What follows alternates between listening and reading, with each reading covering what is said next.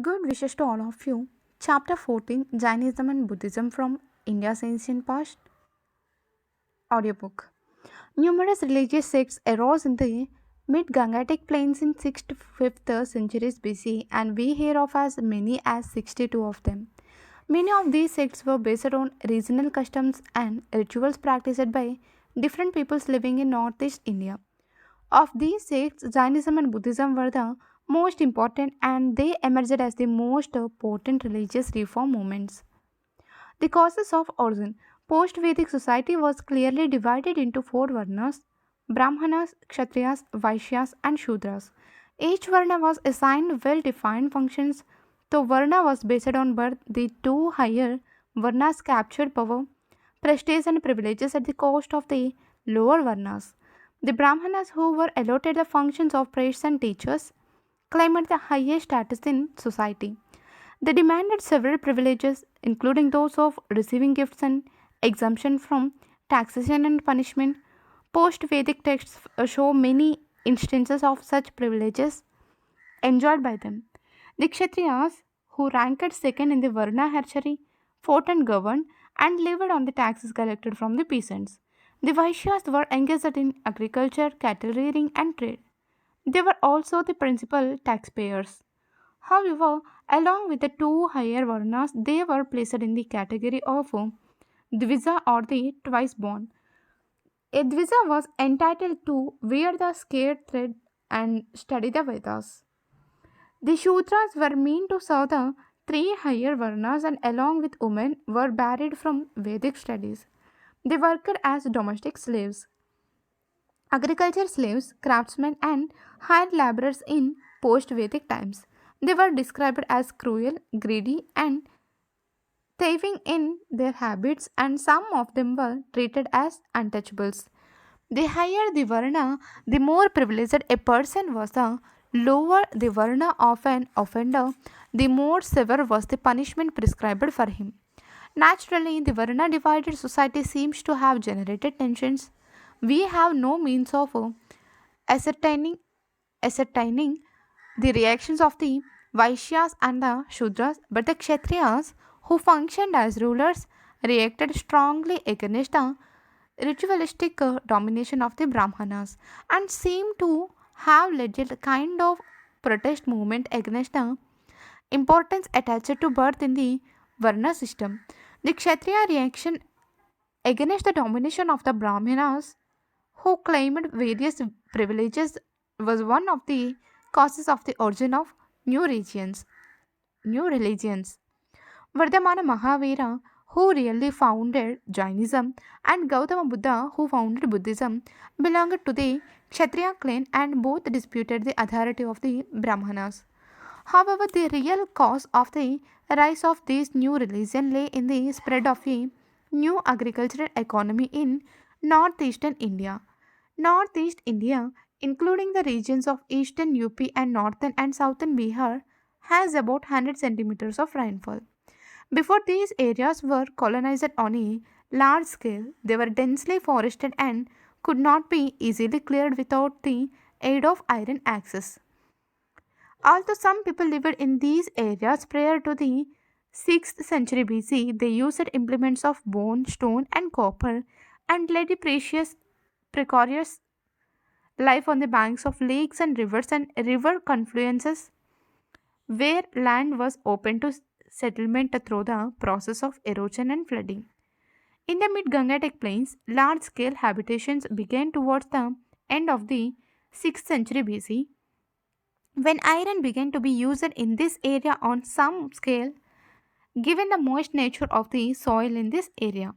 Not many iron tools of the earliest times have survived, but a fair number of axes have been found from the layers of 600 to 500 BC. The use of iron tools made possible clearance, agriculture, and large settlements. The agricultural economy based on the iron plucture required the use of bullocks and could not flourish without any animal husbandry. However, the Vedic practice of killing cattle indiscriminately in sacrifices hampered the progress of the new agriculture. The cattle wealth was gradually decimated because the Cows and bullocks were being killed in the course of the numerous Vedic sacrifices. And the non Vedic tribal people living on the southern and eastern fringes of Magadha also killed cattle for food. However, if the new agrarian economy was to stabilize, this killing had to be halted. Around 500 BC, we see the rise of a large number of cities in northeastern India. We may refer, for example, to Kaushambi near Allahabad, Kushinagar in Deoria district of UP, Varanasi, Vaishali in the newly created district of the same name in North Bihar, Chiran in Saran district, the Tanadih in Bodh Gaya, Pataliputra, Rajgir, situated at a distance of about 100 kilometers southeast of Patna, and Champa in Bhagalpur district. Both Vardhamana, Mahavira, and Gautama Buddha were associated with several of these cities. In them, many artisans and traders worked who used coins for the first time. The earliest coins relate to the 5th century BC and they were generally of the punch market variety. They circulated for the first time in eastern UP and Bihar. The use of coins naturally facilitated trade and commerce, which added to the importance of the Vaishyas. In the Brahmanical society, the Vaishyas, as we have noted, ranked third after the Brahmanas and Kshatriyas. Naturally, they sought a religion that would improve their position. Besides the Kshatriyas, the Vaishyas extended generous support to both Mahavira and Gautama Buddha. The merchant called the Sethis made handsome gifts to Gautama Buddha and his disciples. There were several reasons for it. First, Jainism and Buddhism at the initial stage did not attach any importance to the existing Varna system. Second, they preached the gospel of non violence, which would put an end to wars between different kingdoms and consequently promote trade and commerce. Third, the Brahmanical law books called the Dharma Sutras decried lending money at an interest and condemned them those who lived on interest. Therefore, the Vaishyas who lent money because of the growing trade and commerce were held in low esteem and looked for better social status. On the other hand, we also notice a strong reaction against various forms of private property. Old fashioned people did not like the use and accumulation of coins made certainly of silver and copper and possibly of gold. They disliked the new dwellings and clothes, new luxury system of transport, and disliked war and violence. The new forms of property created social inequalities and caused misery and suffering to the mass of ordinary people. Therefore, the common people yearned to return to a primitive lifestyle, to the ascetic ideal which dispensed with the new forms of property and the new style of life. Both Jainism and Buddhism propounded simple, Puritan, ascetic living. The Buddhist and Jaina monks were asked to forego the good things of life, were not permitted to touch gold and silver. They were allowed to accept only as much from their patrons as was sufficient to keep body and soul together. They therefore rebelled as was sufficient to keep sorry they therefore rebelled against the material advantages stemming from the new lifestyle of the Gangetic basin. In other words, we find the same kind of reaction against changes in material life in the mid Gangetic plain in the 6th and 5th centuries BC as occurred against the changes brought about by the Industrial Revolution of modern times. As with the coming of the Industrial Revolution, many people yearn for a return to a pre mission age lifestyle. So, in ancient times, people yearned for a return to the pre Iron Age style of life. Vardhamana, Mahavira, and Jainism. The Jainas believed that their most important religious teacher Mahavira had 23 preceders who were called Tirthankaras. If Mahavira is taken as the last or the 24th Tirthankara, the origin of Jainism would go back to the 9th century BC. Some Jainas believe that Rishabhadeva was the first Tirthankara or teacher of Jainism, but he is associated with Ayodhya, which was settled on any scale only by 500 BC. Most Tirthankaras up to the 15 were supposed to have been born in eastern UP and Bihar, but their historicity is extremely doubtful. No part of the mid Gangetic plains was settled on any scale until the 5th century BC. Evidently, the mythology of the Tirthankaras, most of whom were born in the mid Gangetic basin and attained nirvana in Bihar, seems to have been created to endo Jainism with antiquity. The earliest important teachings of Jainism are attributed to Parshvanatha, the 23rd Tirthankara, who hailed from Banaras, abandoned royal life and became an ascetic. However, it was his spiritual successor Vardhamana Mahavira who was the real founder of Jainism. It is difficult to fix the exact dates of the birth and death of the great reformers Vardhaman Mahavira and Gautama Buddha. According to one tradition, Vardhamana Mahavira was born in 540 BC in a village near Vaishali, which is coterminous with a Basar in Vaishali district of North Bihar. His father Siddhartha was the head of the famous Kshatriyan clan, and his mother Trishala was the sister of the Lichavi chief Chaitaka, whose daughter was married to Bimbisara. Thus, Mahavira's family was connected with the royal family of Magadha, and such high connections made it easy for him to approach princes and nobles in the course of his mission. Initially, Mahavira led the life of a householder, but in his quest for truth, he abandoned the world at the age of 30 and became an ascetic. He wandered he wandered for 12 years from place to place, not staying for over a day in a village and more than 5 days in a town. During the house of his long journey of 12 years, it is said he never changed his clothes and abandoned them altogether at the age of 42. When he attained omniscience,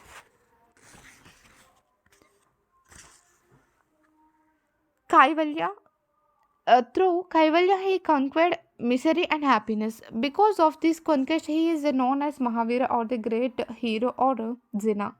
That is the conqueror, and his followers were known as Jainas. He propagated his religion for 30 years, and his mission took him to Koshala, Magadha, Mithila, Champa, and elsewhere. He passed away at the age of 72 in 468 BC at a place called Pavapuri near modern Rajgir. According to another tradition, he passed away in 527 BC, but archaeology does not support his existence in the 6th century BC. The towns and other settlements with which he was associated did not come into existence till 500 BC. Doctrines of Jainism. Jainism taught 5 doctrines: do not commit violence, do not tell a lie, do not steal, do not hoard, and observe continence brahmacharya. It is said that only the fifth doctrine was added by Mahavira. The other 4 were taken over by him from previous teachers. Jainism attached the utmost importance to ahimsa or non injury to living beings. Sometimes it led to absurd results, for some Jaina kings ordered the execution of persons guilty of killing animals. Although Parshva Mahavira's preceders had asked his followers to cover the upper and lower portions of their bodies, Mahavira asked them to discard their clothing altogether. This implies that Mahavira asked his followers to lead a more austere life. Because of this, in later times, Jainism split into 2 sects: Svetambaras, or those who donned white garments, and Digambaras, who remained naked. Jainism recognized the existence of the gods but placed them lower than the Jina. and did not condemn the Varna system as Buddhism did. According to Mahavira, a person is born in a higher in a lower Varna as a consequence of his sins committed or virtues acquired by him in his previous birth. Mahavira looks for human values even in a Chamdala. In his opinion, by leading pure and meritorious life, members of the lower castes can achieve liberation. Jainism principally aims at the attainment of freedom from worldly bonds. No ritual is necessary for such liberation. It can be obtained through right knowledge, right faith, and right action. These three are considered to be the three jewels or three ratna of Jainism.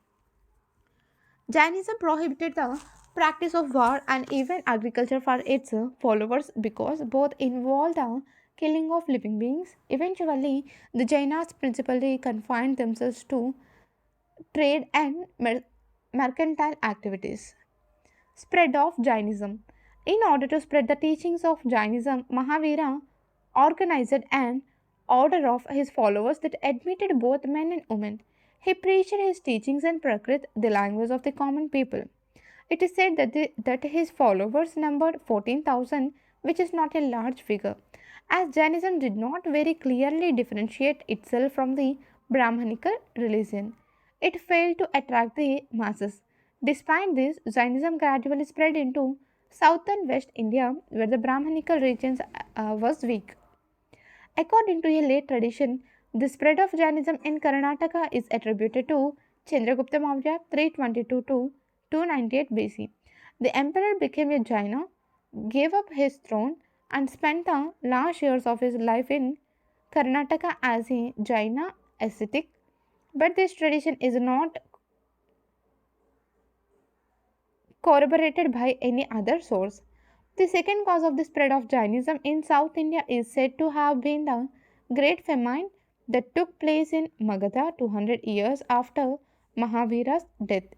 The famine lasted for 12 years, and in order to protect themselves, many Jainas migrated to the south under the leadership of Bhadrabahu. So the rest of them stayed back in Magadha under the leadership of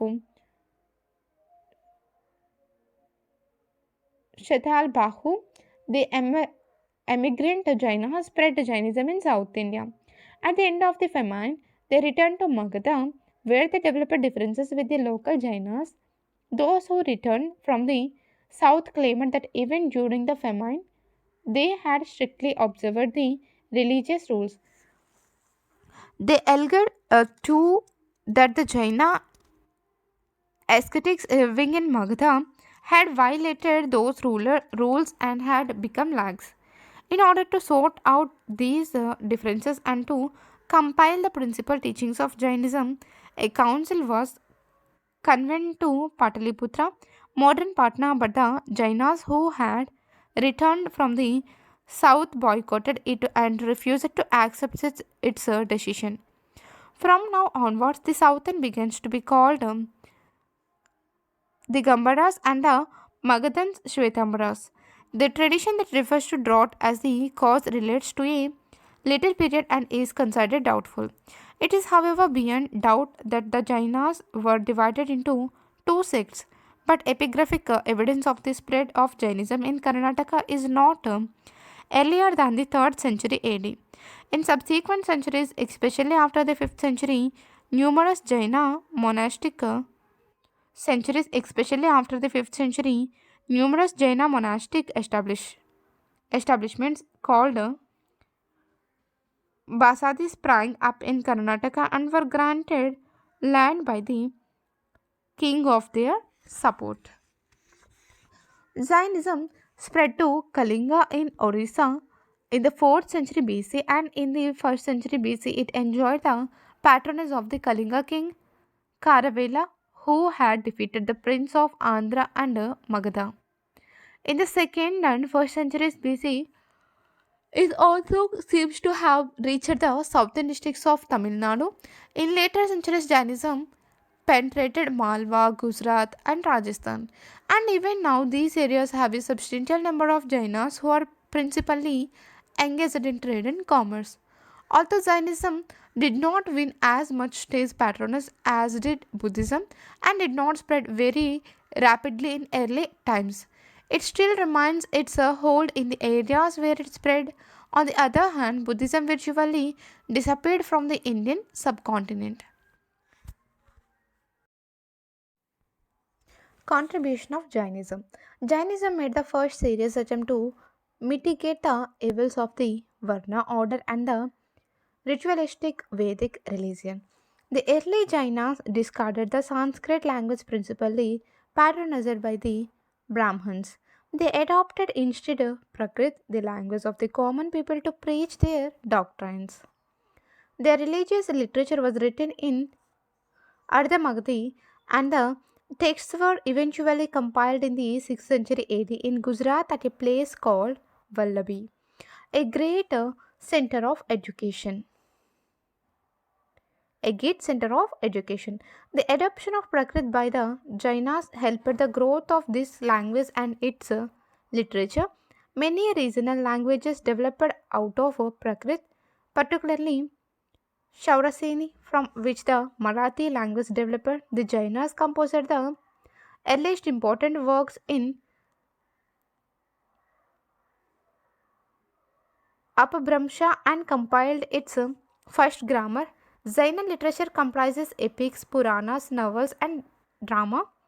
A large percentage of Jaina writing is still in the form of manuscripts that have yet to be published and which are to be found in the Jaina shrines of Gujarat and Rajasthan. In early medieval times, the Jainas also made substantial use of Sanskrit and wrote many texts in it. Last but not the least, they contribute to the growth of Kannada, in which they wrote extensively. Entirely like the Buddhists, the Jainas were not image worshippers. Later, they began to worship Mahavira and also the 23 Tirthankaras. Beautiful and sometimes massive images in stone were sculpted for this purpose. Especially in Karnataka, Gujarat, Rajasthan, and MP, Jaina art in ancient times is not as rich as its Buddhist counterpart. But Jainism contributed substantially to art and architecture in medieval times. Gautama Buddha and Buddhism. Gautam Buddha or Siddhartha was a contemporary of Mahavira. According to tradition, he was born in he was born in 567 BC in a Shakya Kshatriya family in Lumbini in Nepal near Kapilavastu, which is identified with Piprava in Basti district and is close to the foothills of Nepal. Gautama's father seems to have been the elected ruler of Kapilavastu and headed the Shakya Republican clan. His mother was a princess from the Koshalan dynasty. Thus, like Mahavira, Gautama too belonged to a noble family.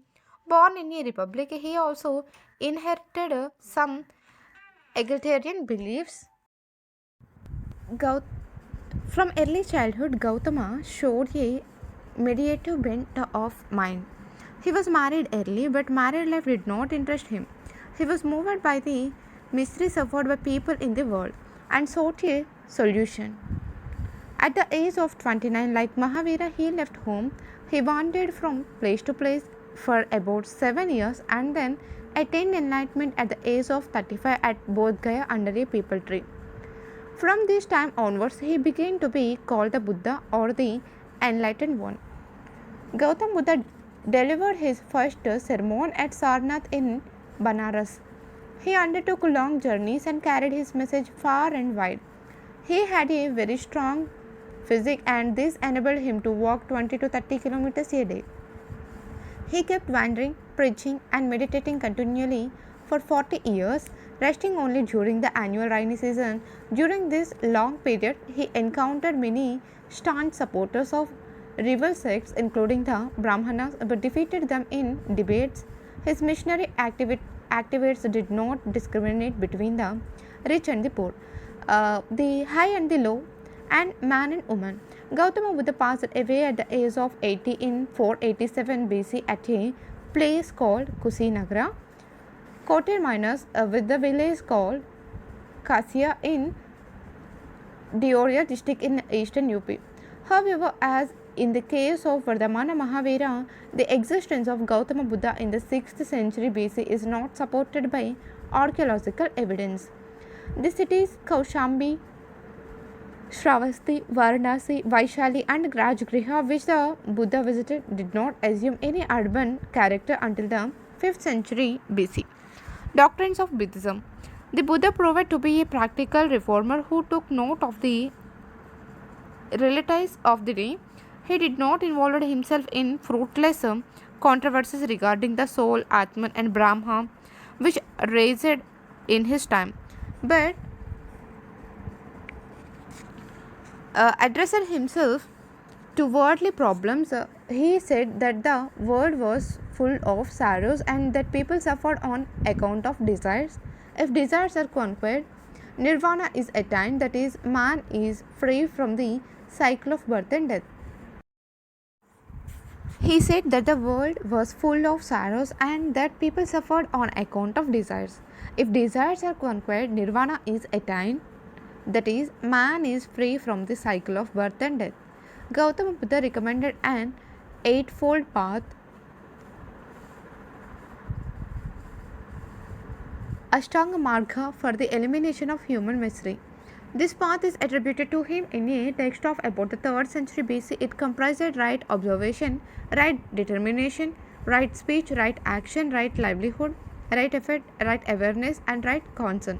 If a person follows this eightfold path, he would free himself from the machinations of priests and would reach his destination. Gautama taught that a person should avoid an excess of both luxury and austerity and prescribed the middle path. The Buddha also laid down a code of conduct for his followers on the same lines as those of the Jaina teachers. The principal tenets are: do not commit violence, do not cover the property of others, do not use intoxicants, do not tell a lie, and do not indulge in sexual misconduct and adultery. These teachings are common to the social conduct ordained by virtually all religions. Features of Buddhism and the causes of its spread. Buddhism does not recognize the existence of God and soul. This can be seen as a kind of revolution in the history of Indian religions. As early Buddhism was not enmeshed in the claptrap of philosophical discussion.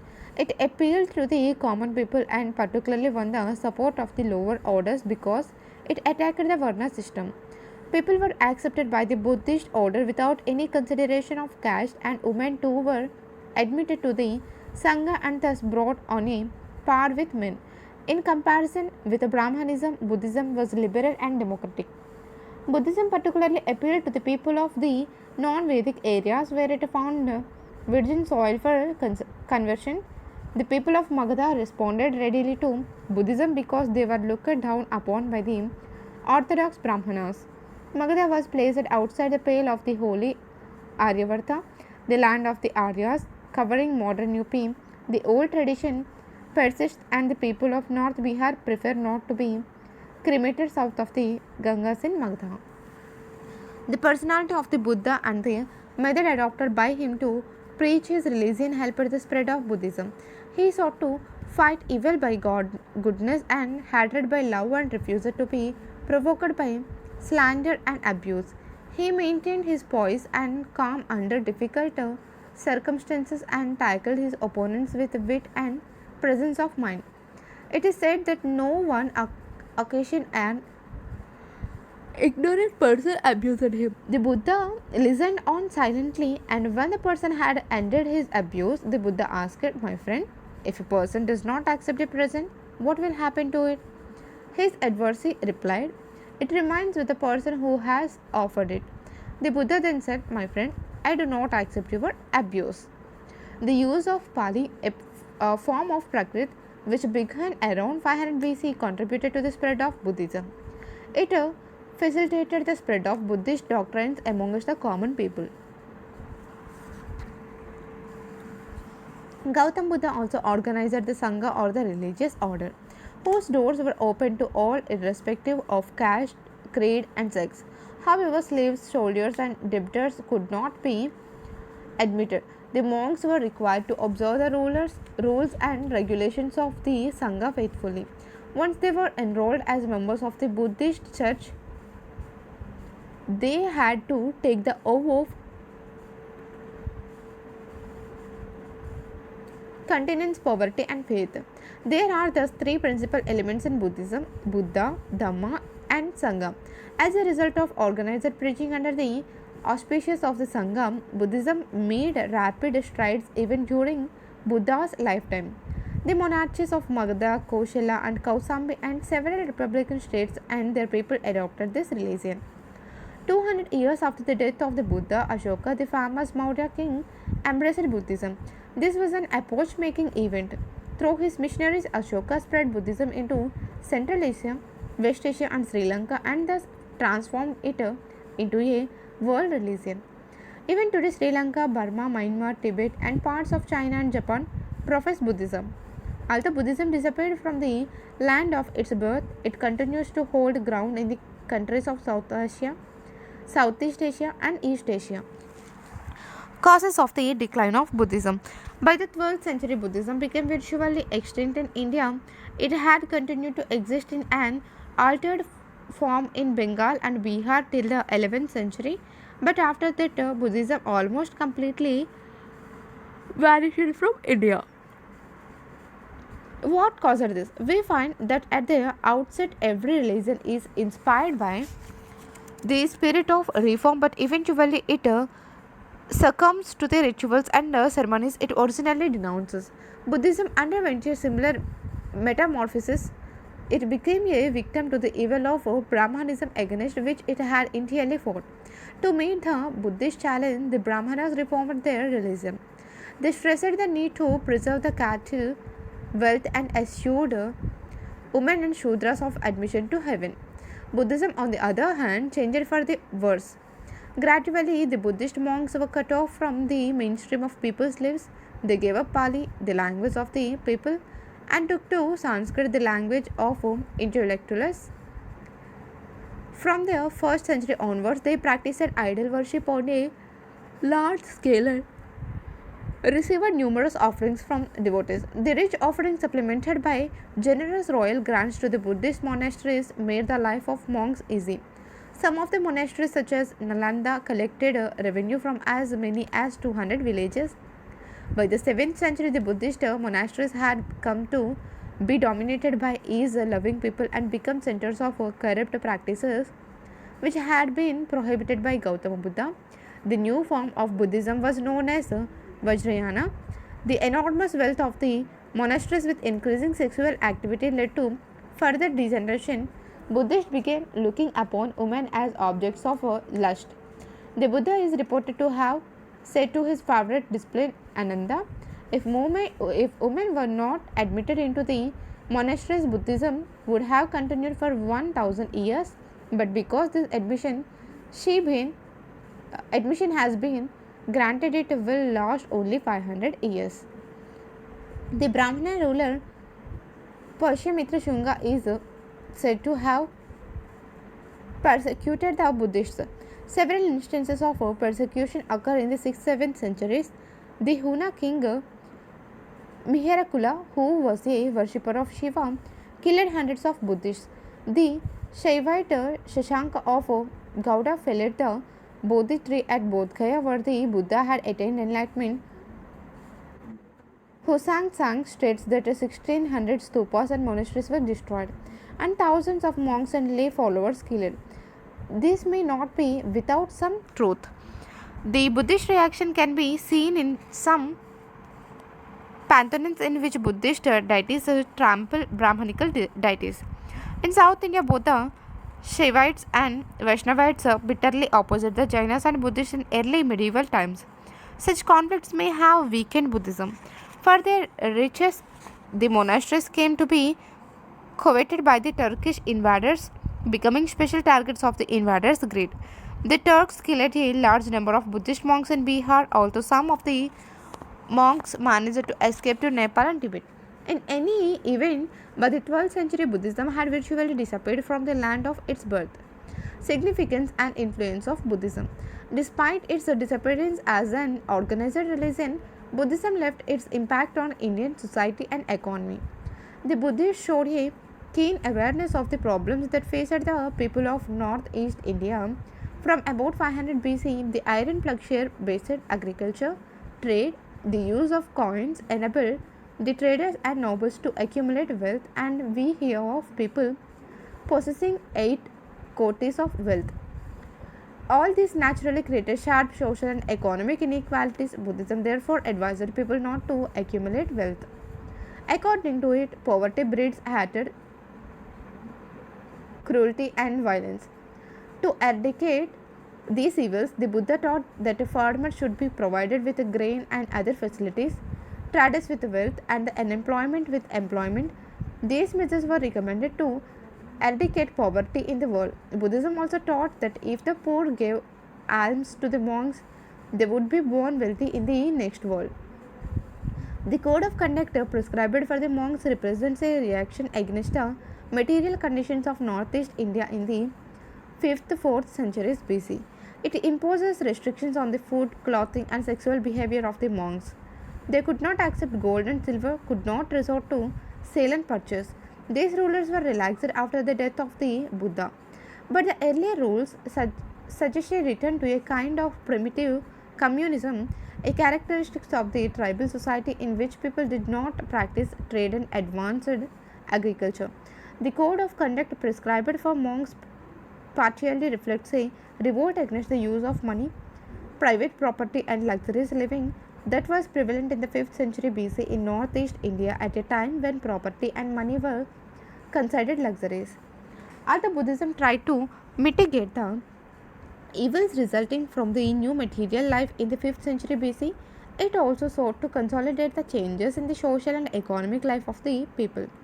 The rule that debtors were not permitted to be members of the Sangha helped the money lenders and richest sections of society from whose clutches the debtors could not be saved. Similarly, the rule that slaves could not join the Sangha helped slave owners. Thus, the rules and teachings of Gautama Buddha took full account of the new changes in the material life of the time and strengthened them ideologically. Although the Buddhist monks had renounced the world and repeatedly criticized the greedy Brahmins in several ways, they resembled the Brahmanas. Both of them did not participate directly in production and lived on the alms of gifts given by society. They emphasized the virtues of carrying out family obligations, protecting private property, and respecting political authority. Both supported the soil order based on classes for the monks. However, the Varnas was based on action and attributes, but for the Brahmanas it was based on birth. Undoubtedly, the objective of Buddhist teaching was to secure the salvation of the individual or nirvana. Those who find it difficult to adjust themselves to the breakup of the old egalitarian society and the rise of gross social inequalities on account of private property were provided with some way of escape. But it was confined to the monks. No escape was provided for the lay followers who were taught to come to terms with the existing situation. Buddhism made an important impact on society by keeping its doors open to women and Shudras. As both women and Shudras were placed in the same category by Brahmanism, they were neither given the sacred thread nor allowed to read the Vedas. Their conversion to Buddhism freed them from such marks of inferiority. Buddhism did not deprecate manual labor. In the 2nd century sculpture from Bodh Gaya, the Buddha is depicted plugging with oxen. With its emphasis on non-violence and the sanctity of animal life, Buddhism boosted the cattle wealth of the country. The earliest Buddhist text, Suttanpata, declares cattle to be givers of food, beauty, strength, and happiness. Ananda, Vannada, Bhalada, Sukhada. and thus pleads for their protection. This technique came significantly at a time when the non-Aryans slaughtered animals for food and the Aryans in the name of religion. The Brahmanical insistence on the sacredness of the cow and non-violence was apparently derived from Buddhist teachings. Buddhism created and developed a new awareness in the field of intellectual and culture. It taught the people not to take things for granted but to argue and judge them on merits. To a certain degree, the place of superstition was taken by logic, promoting rationalism among people. In order to preach the doctrines of the new religion, the Buddhists compiled a new type of literature, enormously enriching Pali by their writings. Early Pali literature can be divided into three categories. The first contains the sayings and teachings of the Buddha. The second deals with the rules to be observed by members of the Sangha. And the third presents a philosophical exposition of the Dhamma. In the first 3 centuries of the Christian era, by blending Pali and Sanskrit, the Buddhists created a new language which is called hybrid Sanskrit.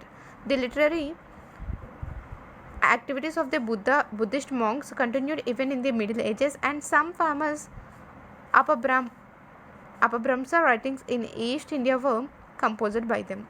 The Buddhist monasteries developed as great centers of learning and can be called residential universities. Mention may be made of Nalanda and Vikramashila in Bihar and Vallabhi in Gujarat. Buddhism left its mark on the art of ancient India. The first human statues worshipped in India were probably those of the Buddha. Faithful devotees of the religion portrayed the various events in the life of the Buddha in stone.